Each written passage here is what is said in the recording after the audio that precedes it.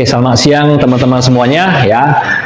Hari ini luar biasa sekali ya, Bapak Ibu sudah berani menginvestasikan waktu Anda untuk datang dan hadir di acara hari ini ya. Tepuk tangan dulu buat semuanya ya. Oke, hari ini saya lebih mau concern fokus ke penjualan kita ya, karena saya yakin proyek makin lama makin banyak ya, apalagi yang proyek secondary juga makin lama makin banyak ya. Nanti ke depan itu perumahan-perumahan mewah itu bakalan segala launching dengan harga yang mungkin di atas 1M itu makin lama juga makin banyak ya. Di sistem perusahaan kami ada menargetkan setiap agent itu berpenghasilan 1M minimal per tahunnya.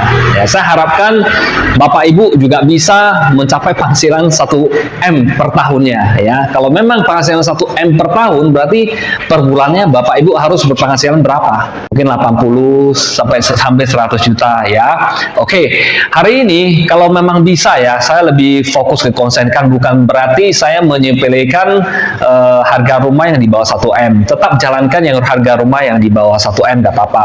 Tapi kalau memang mungkin ke depan Anda memiliki budget untuk melakukan iklan, kalau bisa ya, saran saya lakukan iklan X yang harga minimal yang 1M kalau bisa ya. Tapi kalau memang ada budget X dari developer yang dikasih untuk mengiklankan proyek yang harga di bawah 1M, silakan aja jalankan ya. Hari ini bukan berarti saya menyampaikan kita sepele soal harga yang di bawah 1M, bukan ya. Ini adalah mengapa saya mengatakan harga 1M kita fokus ke situ, karena tujuan saya itu, saya ingin Bapak Ibu bisa berpenghasilan 1M per tahunnya. Di sistem saya sudah jelas ya, nanti mungkin saya share kembali link kita, nanti mungkin Bapak Ibu bisa lihat kembali sistem marketing plan kita ke depannya ya.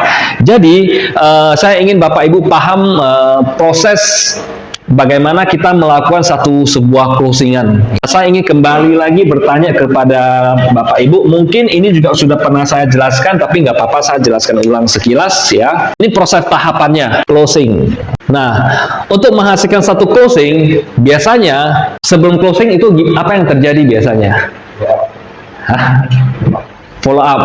Oke, bisa juga, itu bisa juga. Tapi lebih pastinya ya, biasanya sebelum terjadinya closing, biasa kan ada negosiasi. Biasa customer udah serius, udah mau, biasa negosiasi di harga. Nah, untuk terjadinya satu closing, biasanya yang Bapak Ibu temukan di lapangan, itu mau butuh berapa jumlah kali negosiasi dengan customer yang berbeda. Apakah setiap kali customer udah serius, negosiasi, langsung closing? Apakah seperti itu? Nah, biasanya berapa? Saya menjelaskan ini supaya Bapak Ibu paham bahwasanya itu proses di lapangan memang seperti ini, dan Bapak Ibu paham bahwasanya apa yang sudah Bapak Ibu lakukan itu sudah benar. Jadi saya anggap pukul ratanya saja ya, ini pengalaman saya juga. Biasanya terjadi satu closing, biasa kita butuh terjadi sampai 5 kali negosiasi. Nah, biasanya sudah 5 customer yang serius, mereka negosiasi, saya anggap patokan yang paling dari 5 negosiasi, 1 terjadi closing. Ya, paham ya Bapak Ibu ya. Nah, untuk sebelum terjadinya satu negosiasi, biasanya customer itu ngapain? Survei ya, biasanya mereka melakukan survei lokasi atau show unit. Nah, untuk terjadinya satu proses negosiasi, itu butuh berapa banyak kali survei jumlah customernya? Ada yang tahu kira-kira? 5 ya. Kita anggap Anda bawa customer 5 orang, survei, terjadi satu negosiasi ya. 5 survei, 5 banding 1 ya.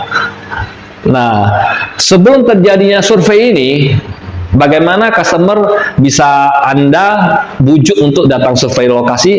Apa yang Anda lakukan? Prospecting ataupun kontak ya. Nah, untuk menghasilkan satu survei, biasanya Bapak Ibu harus melakukan berapa banyak jumlah kali prospectingnya? Pak Ganang? Di atas 20-an ya. Bu Mary lebih kurang lah ya. Tapi ini nggak apa-apa, itu semakin berjalan waktu, biasanya untuk pertama kali member itu awalnya 20-an, 30-an, nanti semakin berjalan waktu biasanya dia tidak seperti itu lagi. Tapi saya ambil pukul rata saja, 10 kali prospecting menghasilkan satu survei.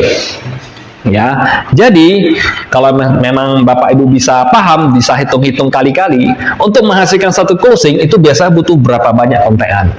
Biasanya kalau kita di prospecting kan, untuk ke survei ya Pak ya. Nggak apa-apa. Fokuskan prospecting itu kita jangankan angka kan beban, jangan kita sehingga kalau peluang 5 kali 5 survei berarti kita melakukan sebanyak mungkin orang melakukan survei. Betul. Ini saya anggap ini hukum alamnya, hukum matematikanya. Biar Bapak Ibu paham bahwa apa yang sudah Bapak Ibu lakukan sudah benar. Tapi sebenarnya di lapangan Anda tidak perlu melakukan kontak sampai 250 kali ya tadi ya. Nah, sebenarnya sih tidak sampai seperti itu. Kalau misalkan Bapak Ibu bisa konsisten satu hari minimal 5 kontakan saja, soalnya kontakan gampang lah. Apakah Anda mau langsung telepon mereka, apakah mereka DM di Instagram Bapak Ibu, atau Bapak Ibu melakukan iklan, ya biasanya rata-rata 5 sampai 10, atau misalkan Bapak Ibu melakukan broadcast. Nah, itu biasanya paling sering mendapatkan kontakan itu dari broadcast. Dari customer-customer yang sudah masuk ke kontakan kita simpan ke siaran baru, kita biasanya broadcast lagi dengan proyek yang beragam macam. Dan biasanya itu dapat kontakan. Itu termasuk satu kontakan. Biarpun customer lama ya.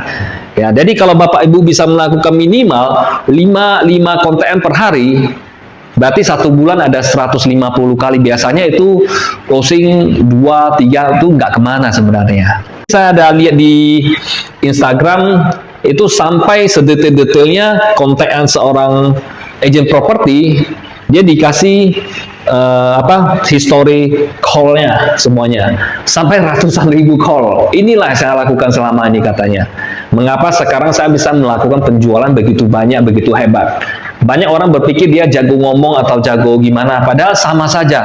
Tidak ada yang jago semuanya. Ya, dia kasih listnya, historinya, ini ratusan ribu saya calling ke customer selama 5 tahun ini. Makanya saya bisa mencapai seperti ini. Nah, ini yang paling penting sebenarnya. Ya, jadi Bapak Ibu harus paham bahwa apa yang sudah Bapak Ibu lakukan itu sebenarnya sudah betul ya. Tinggal perbanyak lagi dan lebih perbanyak lagi ya. Dan begitu pula juga sama seperti halnya, misalkan Bapak Ibu mau melakukan merekrut agent, sama seperti kita menjual juga sebenarnya ya. Kita melakukan prospecting agent, ini yang saya lakukan dan sudah saya buktikan juga, di mana saya melakukan kontekan, di mana saya melakukan prospecting paling 5-10 orang itu biasanya satu agent berhasil saya rekrut. Itu yang saya lakukan ya. Misalkan ada yang bukan kenapa-kenapa ya, ada yang bingung kenapa Pak Hendra bisa sponsor direct, bisa sponsor orang masuk terus. Itu sebenarnya bukan karena jago, bukan ya, karena saya melakukan prinsip hukum Pareto ini. Saya melakukan kontekan prospecting 5-10 orang join 1, 5-10 orang join 1. Dan itu juga sama, semua pakai hukum alam. Dan untuk mengukur bisnis Bapak Ibu itu member Anda itu aktif tidak aktif, sama juga. Mungkin yang bergabung 10 orang, yang aktif mungkin 2 orang. Itu sudah biasa, 2-3 orang itu sudah biasa. Apa yang mesti Bapak Ibu lakukan? Prospecting lebih sering. Dan untuk menghasilkan bisa berjumpa dengan customer, untuk bisa prospek mereka one on one, apakah Bapak Ibu berpikir sekali saya kontak langsung bisa berhasil menghasilkan jumpa dengan dengan prospeknya? Tidak ya. Kalau Bapak Ibu ada lihat setiap kali cek saya tanya, "Bro, gimana? Besok ketemuan yuk." Dari belasan yang saya ajak seperti ini, biasanya satu yang berhasil saya ajak jumpa. Itu yang saya lakukan. Jadi saya ingin Bapak Ibu paham bahwasanya mengubah prospecting menjadi closing itu bukanlah hal yang ajaib, hal yang mesti kita pelajari sampai skillnya tinggi kali. Enggak, bukan seperti itu sebenarnya.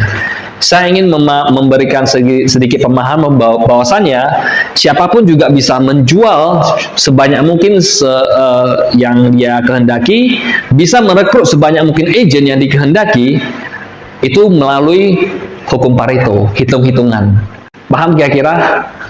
Ya, jadi saya harap ini memang singkat saja, tapi ini penting sekali. Ya, saya harap mana tahu Bapak Ibu nanti suatu saat sudah punya agent banyak, mereka tidak sempat datang ke pertemuan, apa salahnya Bapak Ibu putarkan video seperti ini. Ya, mungkin di video-video YouTube Pak Billy juga ada bawakan, nanti sekali Anda punya tim, sama-sama duduk putarkanlah, kasih nonton videonya. Ya, itu sangat bagus sekali. Ya, apalagi dengan sistem yang sudah saya buat, ya, hitung-hitungan yang saya buat itu, saya berpikir itu kedepannya kita berkembangnya cepat sekali, jujur sangat cepat. Penghasilan kita juga sangat luar biasa, ya. Dimana dengan sistem saya contoh saja, misalkan Bapak Ibu berhasil merekrut 10 orang frontline, dan masing-masing 10 orang frontline itu Bapak Ibu duplikasikan hal yang sama, berarti ada 100 orang. Ya, anggap 100 orang ini bisa menghasilkan 500.000 untuk Anda saja. Berapa penghasilan Anda? 50 juta. Itu hanya level kedua saja loh. Sistem bisnis kita ada sampai level ke berapa? Level ke-7. Itu yang saya sudah berpikir sampai jauh ke situ. Saya yakin tahun depan kita akan gila-gilaan, ya. IT web base kita tahun depan awal itu sudah, saya yakin sudah muncul dan Bapak Ibu sudah bisa pergunakan. Kita pede, ya, sangat pede untuk memprospek, seperti kata Pak Billy, siap untuk baca agensi lain. Itu sangat pede, ya. Dengan adanya dashboard, dengan adanya pembagian marketing plan kita yang luar biasa, ya. 95%, ya. Mungkin juga nanti 5% yang company save itu, mungkin saya ada terpikir untuk langsung ditotalkan semuanya, jadinya 80 split 20%. Sementara company save 5% dulu. Saya harapkan ini menjadi satu momentum buat Bapak Ibu. Ya, oke, mungkin itu saja, ya yang ingin saya sampaikan hari ini, ya, singkat saja. Oke, terima kasih buat semuanya.